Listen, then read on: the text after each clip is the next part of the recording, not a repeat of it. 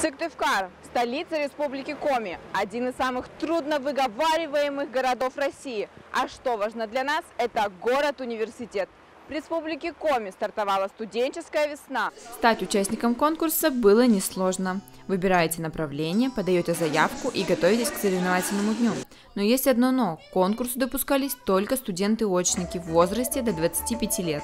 Я уже в прошлом году ездила в Владивосток, так что увидеть именно региональный этап очень интересно и посмотреть, насколько талантлива наша республика, для меня лично это важно. Студенческая весна проходит с 7 по 9 апреля на базе Сыктывкарского государственного университета. В первый день фестиваля жюри оценило участников танцевального и театрального направлений. В это же время к своей работе приступили конкурсанты направления журналистика.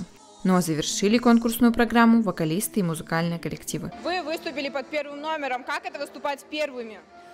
Мы даже сообразить не успели, нас практически не предупредили, двери открыли, и мы вышли, все.